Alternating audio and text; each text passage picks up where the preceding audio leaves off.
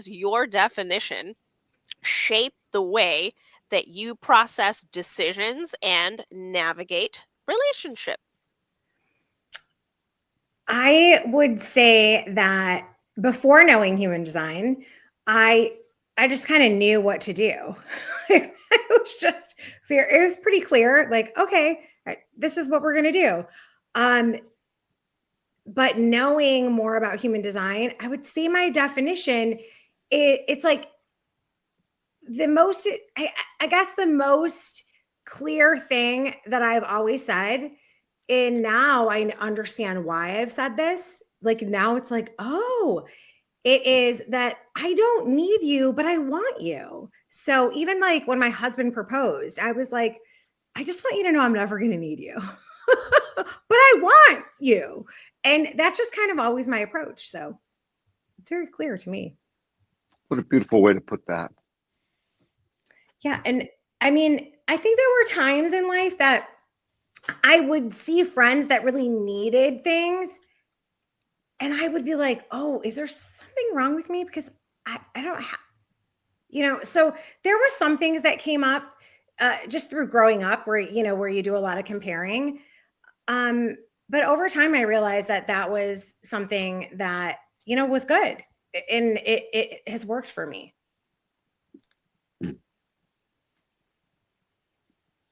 Nice. Yeah. I was going to say, Danny, I think Tracy's passing you the mic. Oh, I can say, okay, I'll just tell you what I'm complete. I apologize. So that question's for all of us. We go around on that one. I thought, Moana, I'm sorry. I thought you were going to ask several questions of one and then, okay, cool. So it's affected me. What was the question again? Someone read it out. How does definition I will read it out for you. Don't worry. Okay. So it's how does definition shape the way that you process decisions and navigate relationships? Painfully until I knew what it was. With a simple split like I have, one gate will bridge it. I've just noticed before I knew that it was there and I could see what it was doing to me.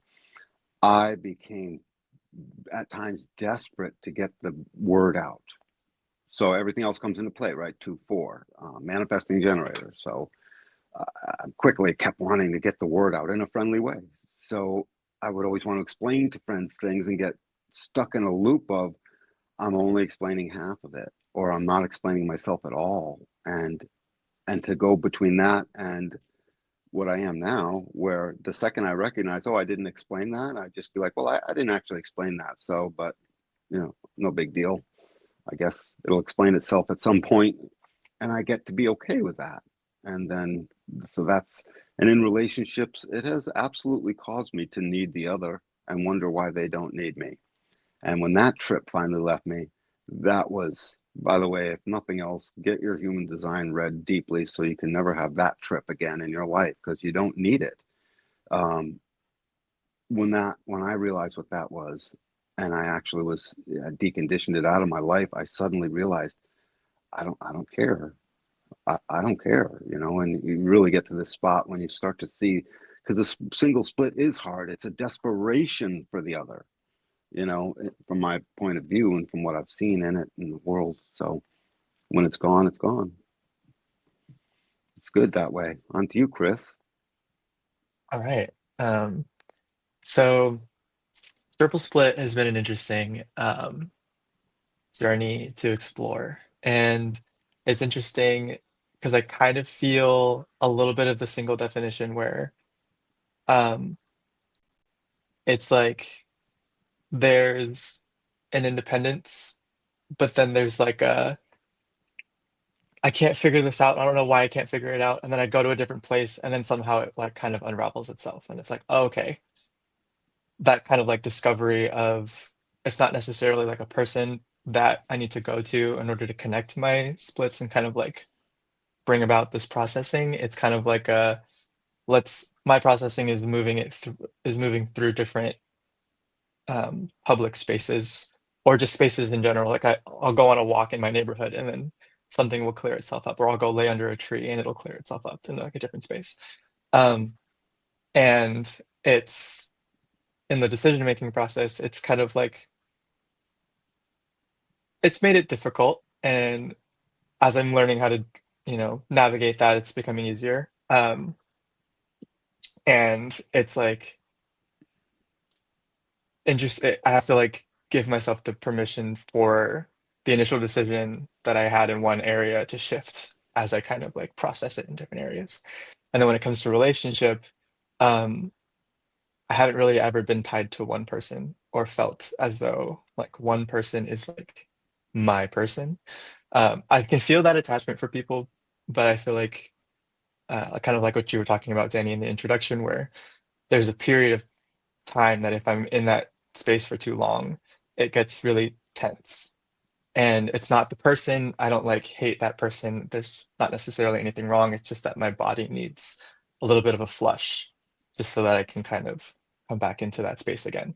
And I recognize that in like past relationships where it was amicable when I had multiple places that I could go and kind of be outside of that aura and be in different auras. And Mm, it was tense when they wouldn't kind of let me do that, or if they felt that it meant something about the relationship.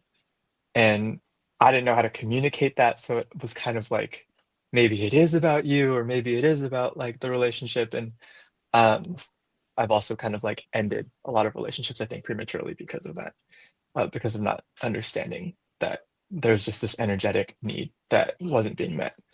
Um, can I ask you a question?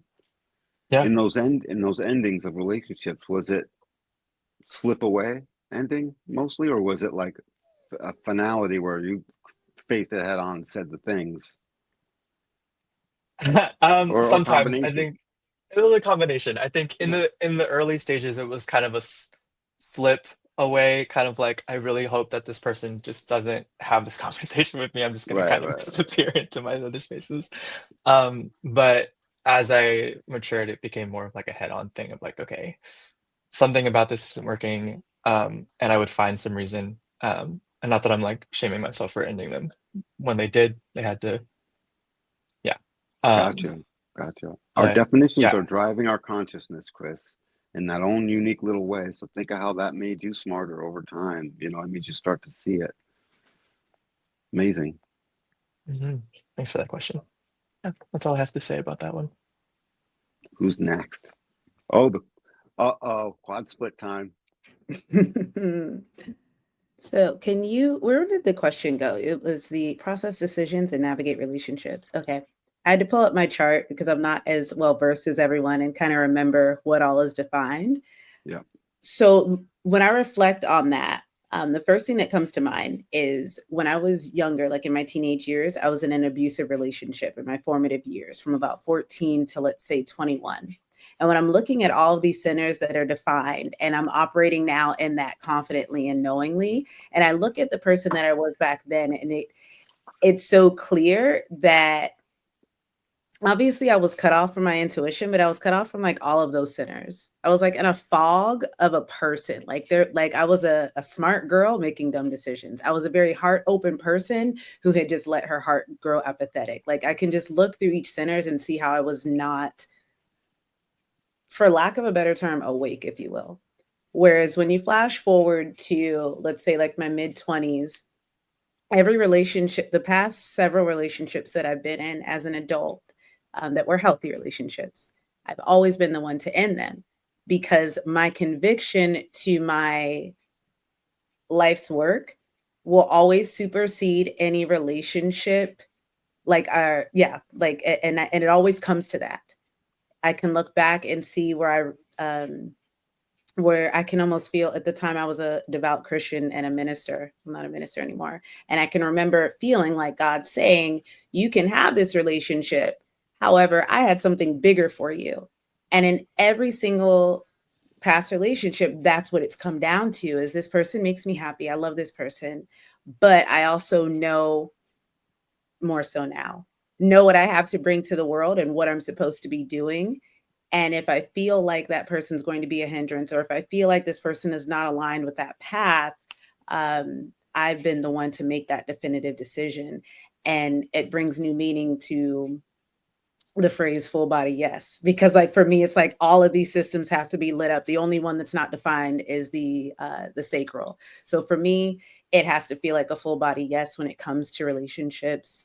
And as far as decision making goes, understanding that I need that time, that I'm not an on the spot kind of person, has brought so much relief.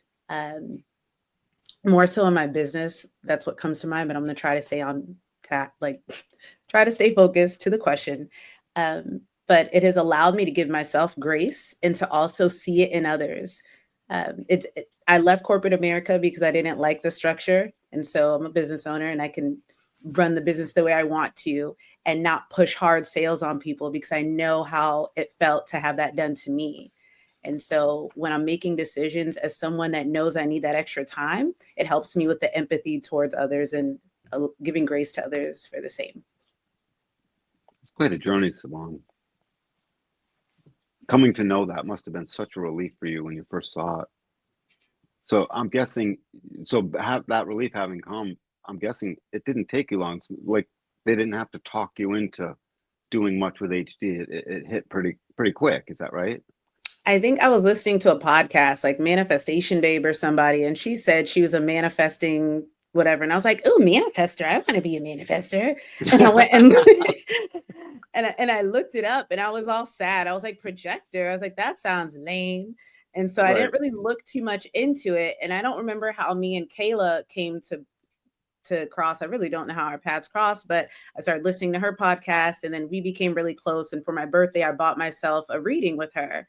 And that's what I'm looking at right now as a reference. Like I still to this day go back to that when I'm like trying to get a better idea of who I am and everything. Like you said earlier, I don't remember who said it, but she said, it's not Moni. I think she said, you're not telling us anything new. It's just confirming what we already knew, but didn't know was a thing because we thought you only can be this way. So. It was punched in place between 0 and 7 years old, your truth. And everything after that became a conditioning landslide, downward into the abyss until we wake up again, and stuff. I would love to read your chart. That's you guys are unicorns. And you're almost all emotional, like we were saying, Yep. Yeah, pretty much. I was going to say also for reference is Siobhan, correct? Siobhan, I would have said that wrong over and over again. Thank you. Thank you. Oh, I'm all done. So. Oh, nice. On to you, Miss Annie. Hello. Well, Hola. I guess as a reflector with no definition, I don't have any consistency there, I do, but I don't. And so I process decisions and navigate relationships by sampling the energy around me. And so these decisions that I have are really deeply influenced by the cycles, predominantly my lunar cycle. And so I need to wait for clarity over time. But that definition comes in and out. It's always weaving. It's like a dance, And relationships in that saying that are very much like a dance. I'm observing, I'm reflecting, I'm adapting, I'm constantly moving and flowing in that space. So I've learnt throughout this journey to not cling to any expectations of that, because in the past I would be, and I'd be clinging to somebody else's definition. I'd be clinging to that fixedness, and that fixedness just doesn't hold true for me. So it's been a long journey to not cling to the fixedness and just dance the weave of a little bit of definition here and a little bit of openness there. And, I can feel into those energies as it flows through, but it's very different. I was listening to Chris then, and I was nodding and I'm agreeing, and I knew this was going to happen in this panel of just going, I am all of it, but nothing of it, but all of it and nothing of it at the same time. And just hearing that about going out and needing to connect, to bridge those gaps, needing that definition when I don't have it, because it helps me come to decisions or be able to sort of process things that I don't know how to weave. So that's just been my experience on that, I suppose, of how definition or lack of definition has kind of allowed me to process those decisions. Yeah.